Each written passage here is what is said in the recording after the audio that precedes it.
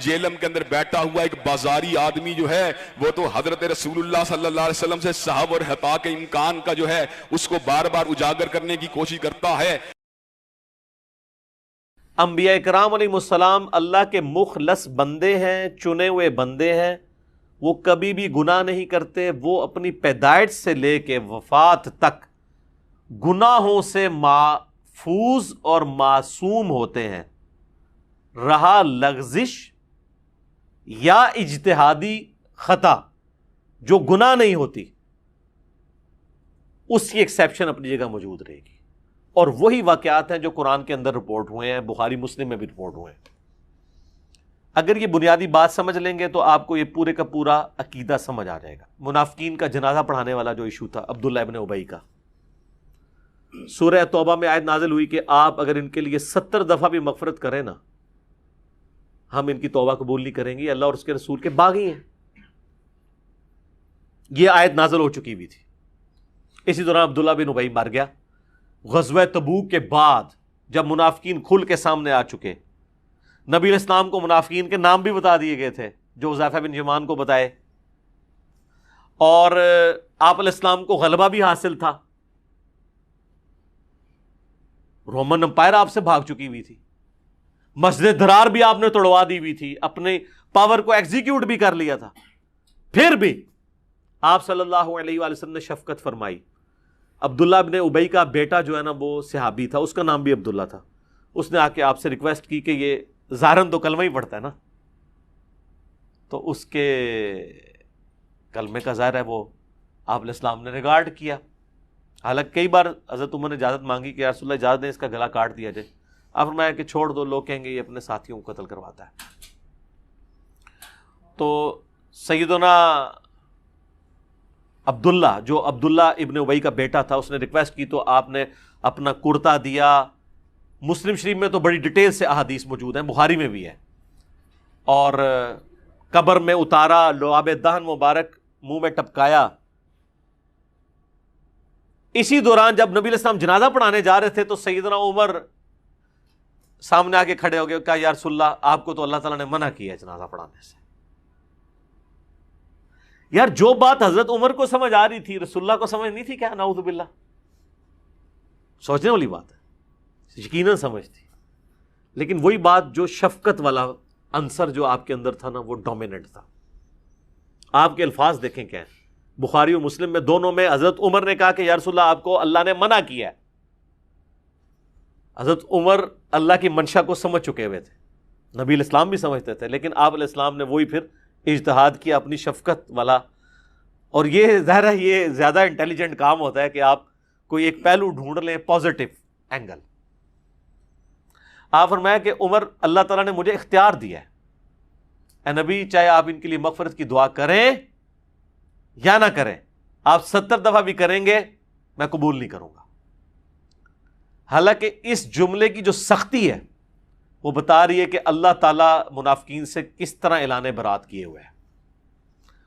اس اعتبار سے سیدنا عمر جو رزلٹ نکال رہے تھے وہ بالکل ٹھیک نکال رہے تھے کہ جب، اور پھر سورہ توبہ کی وہ آیات تو اس سے پہلے نازل ہو چکی تھی، حالانکہ وہ قرآن کی ترتیب میں بعد میں آتی ہیں، وہ 113 نمبر، کہ کسی مومن، کسی نبی اور مومن کے لیے شایع نہیں ہے کہ اسے یہ پتہ چل جائے، خواہ اس کا کوئی قریبی رشتہ دار ہی ہو کہ وہ کفر پہ مرا ہے، کہ اس کے لیے دعائے مغفرت کرے۔ تو جنازہ کیا ہوتا ہے؟ دعائے مغفرت۔ وہ آیت اس سے پہلے نازل ہو چکی تھی، تو حضرت عمر بالکل صحیح رزلٹ پہ پہنچے تھے کہ بھئی ایک نبی کے شان نہیں ہے کہ وہ ایک منافق کے لیے دعا کرے، جبکہ اس کی منافقت کھل بھی چکی ہے۔ نبی علیہ السلام نے پلی لی دوسری والی آیت سے، جس طرح وہاں پہ بھی آپ علیہ السلام نے پلی لے لی تھی سورہ محمد کی آیت سے، یہاں پہ آپ علیہ السلام نے سورہ توبہ کی دوسری آیت سے لی کہ اے نبی تم مغفرت کی دعا کرو یا نہ کرو، 70 دفعہ بھی کرو تو ہم نہیں معاف کریں گے۔ دونوں طرف آپشن موجود تھا۔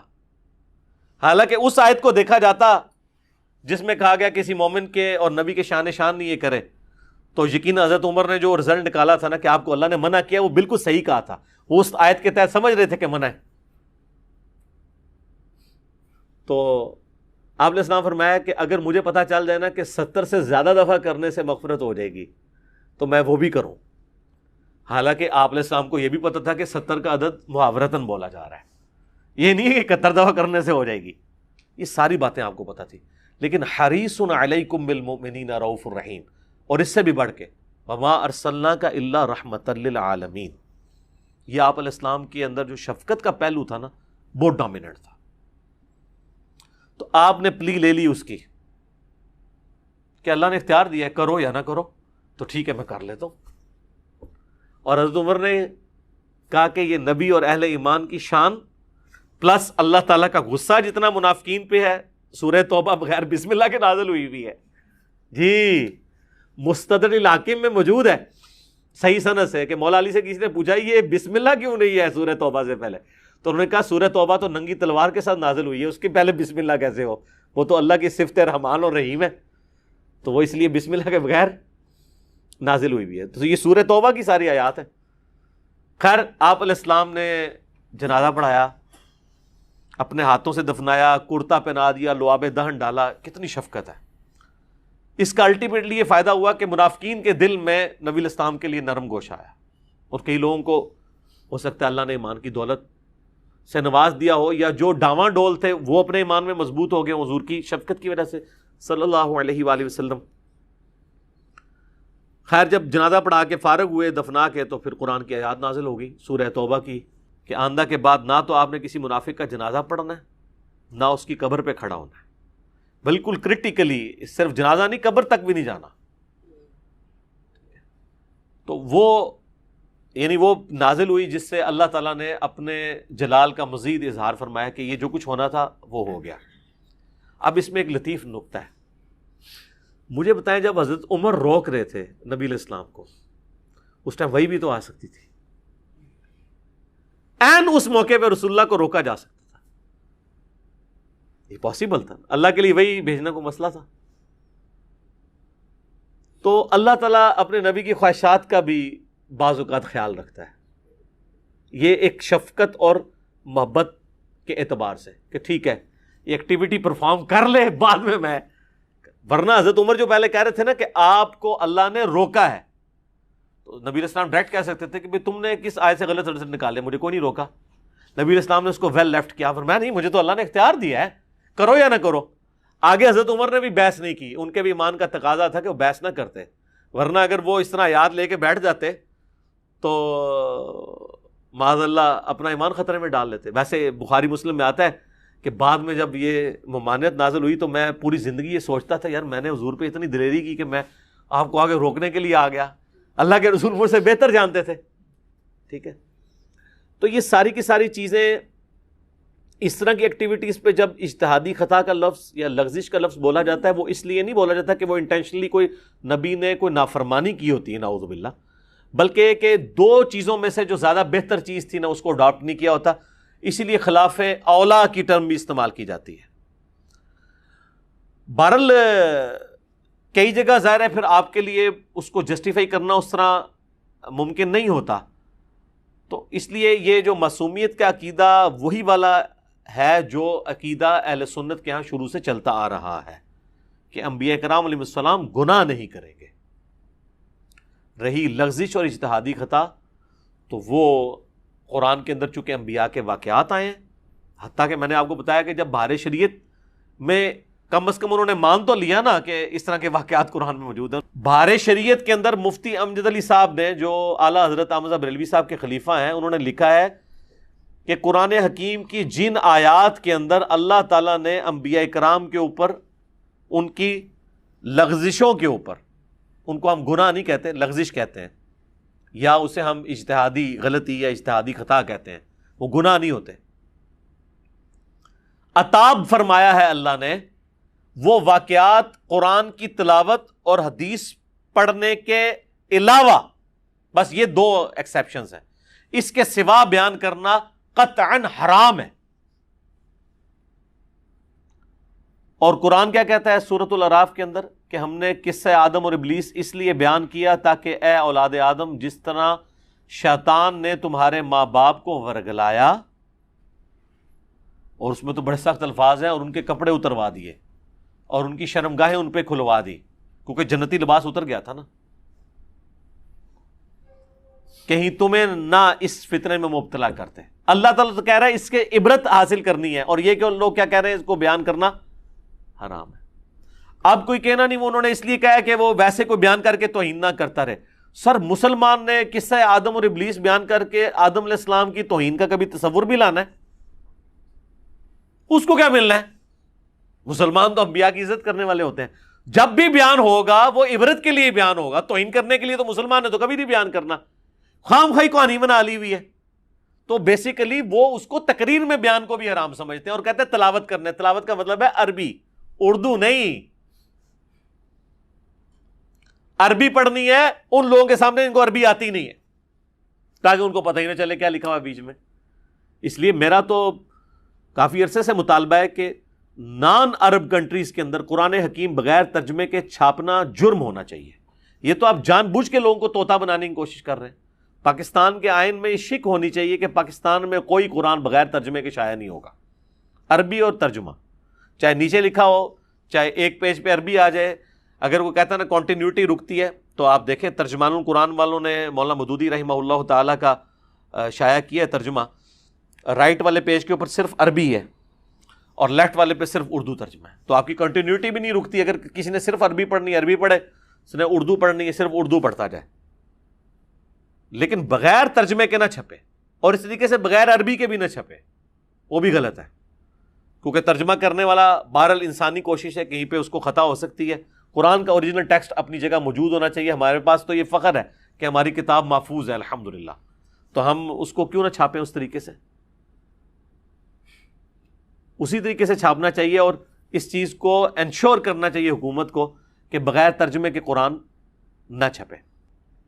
باقی یہ جو قرآن سے وہ سورۃ البقرہ کی آیت پیش کرتے ہیں، پہلے پارے کی آخر والی آیت تلک امۃ قد خلت، وہ بھی آؤٹ آف کانٹیکسٹ ہے۔ وہ تو اللہ تعالیٰ فرما رہا ہے کہ یہودیوں تمہیں حضرت ابراہیم کی نسبت کام نہیں دے گی، وہ ایک امت تھی گزر گئی، ان کے لیے ان کے اعمال ہیں، تمہارے لیے تمہارے اعمال ہیں۔ تمہیں یہ نہیں پوچھا جائے گا انہوں نے کون سے نیک اعمال کیے، تمہیں تمہارے نیک اعمالوں کے بارے میں پوچھا جائے گا، کیونکہ اس میں ہے لہا ما کسبت ولکم ما کسبتم، علیہا مکتسبت نہیں ہے، ان کے لیے ان کے نیک اعمال ہیں، ورنہ ہوتا ہے علیہا، ان پہ ان کی نعوذ باللہ برائیوں کا وبال ہے اور تم پہ تمہاری برائیوں کا وبال ہے۔ قرآن تو پورے کا پورا اس پہ کھڑا ہے کہ وہ تاریخ میں ہونے والی غلطیوں کو ہائی لائٹ کرتا ہے، چاہے وہ انبیاء کے قریبی ماننے والوں کی ہوں چاہے کسی اور کی، تاکہ باقیوں کے لیے عبرت کا سبق اس سے سیکھا جائے۔ تو اسی لیے دیکھیں جو لوگ قرآن پڑھتے ہیں نا، وہ پھر کہنے پہ مجبور ہو جاتے ہیں کیا کہ مرنے سے پہلے اے مسلمان کر لے اس پہ غور،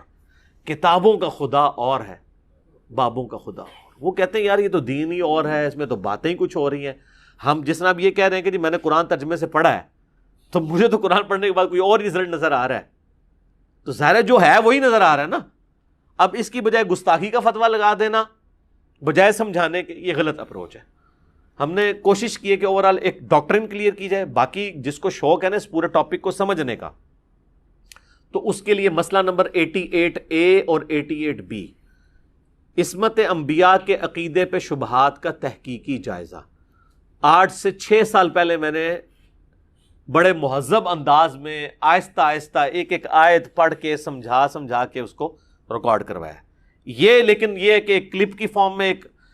نٹ شیل کے اندر ایک گفتگو میں نے کر دی تاکہ آپ کو اوورآل ایک ڈاکٹرن کلیئر ہو جائے اور آپ کو یہ معاملات سمجھنا آسان ہو جائے۔ اور انشاءاللہ آپ دیکھیں گے، ہم تو بہت پہلے اس چیز کو بھانپ گئے تھے اور اب تو یہ کھل کے سامنے آ گئی چیز کہ اب مستقبل کا دور یہی ہے کہ ہر چیز علمی ڈسکشن میں ٹیبل ٹاک کے اوپر آئے گی۔ آپ چھپا نہیں سکتے، پردہ نہیں ڈال سکتے، یہ نہیں کہہ سکتے خاموشی اختیار کرو، یہ سوال نہ پوچھو۔ اس طرح پھر ہماری آنے والی نسلیں جو ہیں نا وہ دین سے بیزار ہو جائیں گی، یا تو ان کو آپ سلوشن دیں گے، ادروائز وہ پھر آپ کو آپ کے حال پہ چھوڑ جائیں گے، کیونکہ آپ کے بارے میں وہ سمجھ لیں گے کہ یار ان کے پاس جواب نہیں، اس لیے ہمیں کہہ رہے ہیں کہ، اور حقیقت بھی ہے کہ علماء کے پاس جواب نہیں ہوتا تو تب وہ کہتے ہیں کہ اس ٹاپک کو چھوڑ دو، پھر بھی آپ چھیڑیں تو پھر کہتے ہیں آپ کو بات کرنے کی تمیز نہیں ہے۔ کوئی اس طریقے سے بیچ میں پوائنٹ نکالتے ہیں کہ وہ جی ہاں، وہ اس میں وہ کہا جاتا ہے نا پچ کھود دینا۔ ایک تو ویسے ایک محاورہ ہے یہ پچ کھود دینے والا بھی ہے، ایک اور بڑا محاورہ ہے وہ ہے تھوڑا سا نوٹوریس ہے، وہ پورا تو بیان نہیں کرتا، وہ پنجابی میں ایک محاورہ بولا جاتا ہے۔ وہ بچپن میں کسی نے بنٹے کھیلے تو جو وہ اس گیم کو خراب کرنا جاتا ہے تو وہ اس میں اسی گتھی کہنے نا جس ہول کے اندر وہ پنٹا پھینکا جاتا ہے تو جس نے گیم خراب کرنی ہوتی ہے وہ کیا کرتا ہے؟ ہاں نہیں خراب نہیں کرتا ہوتے جا کے، ہاں جی یہ دیکھا نا بڑے بندے بولے نے، تو وہ محاورہ ہی بولا جاتا ہے۔ پچ کھودنے والا تو بڑا مہذب سا ہے، یہ کرکٹ کی وجہ سے پرانے بزرگوں کے لیے وہ گتھی والا محاورہ ہے، اور نئے بچوں کے لیے ہے کہ پچ نہ کھودیں، بچوں کو سمجھائیں۔ ٹھیک ہو گیا جی؟